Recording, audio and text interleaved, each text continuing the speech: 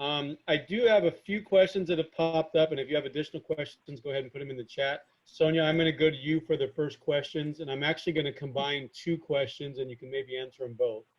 The first one was, are fall classes being turned into 8-week sessions instead of full semesters? And then the second question is, if you can expound more on the possibilities for fall semester, will these decisions be made uniformly? So maybe you can capture both of those. Well, I'll try to be brief because a lot of the answers are going to really lie in a faculty member talking through a specific course with your department chair and sort of figuring it out.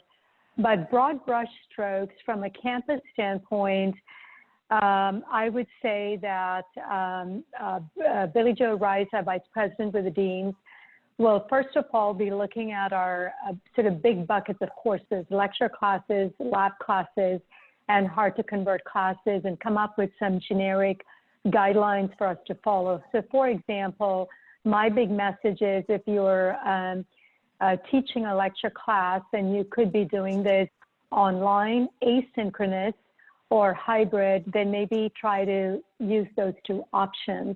And I know there is another synchronous online as well that has been developed. We're also, in terms of the 8-week classes, we're already started fall registration.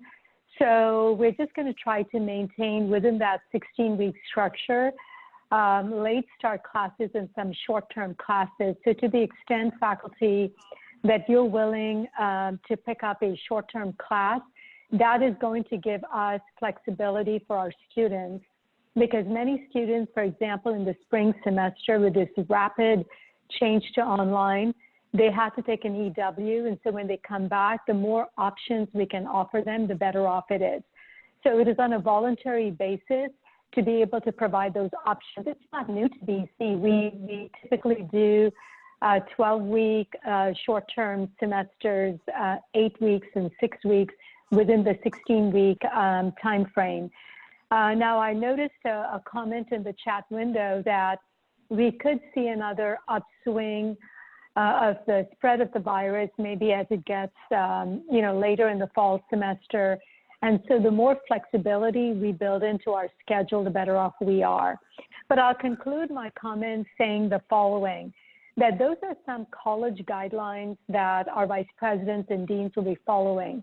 But I'm asking each and every individual faculty member, for example, if you are in a category that you have, an immune system that is compromised, you're dealing with a parent or someone within your family situation, please bring it to the table, talk to your department chair, and talk to your dean, because that kind of flexibility that you need and that we need to provide even for our students, we can figure out a solution. So this is what I mean by, for the fall semester, we need to maximize individuals thinking through what works and then looking at some of the departmental guidelines and coming together and making those decisions. Back to you, Todd. So, Sonia, I have two more questions that I'm going to combine for you. One of them, it's kind of a follow-up to what you were just talking about. What are the recommendations for summer and fall if we have some face-to-face courses and one or more students in the course do not want to attend due to having a compromised immune system? And then kind of the addition to that is, or a faculty who is at high risk. Well, I talked about the faculty member. And many of you have already been emailing me, and we are dealing with situations on a case-by-case basis, and that's how we're going to be handling it. If there is a need, please communicate to your department chair, to your dean, to your director, your vice president, or to me, and we'll figure out a solution. And we would need to be extending the same courtesy to the student as well.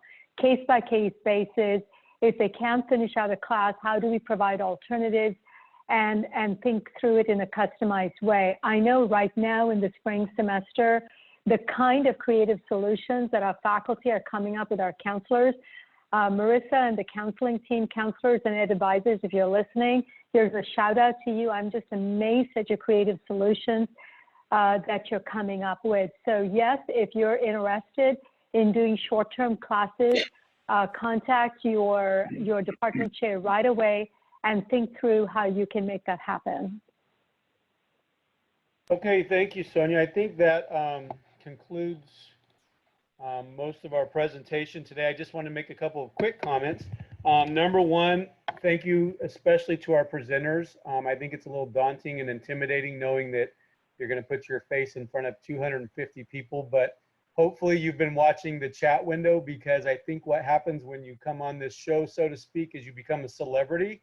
The outpouring of love by your peers and their gratitude for the work that each one of you do. I mean, it was pretty impressive. If you go back and read through the chat, there is a true love among the BC staff and the departments, and going through this all together, I think it's pretty impressive.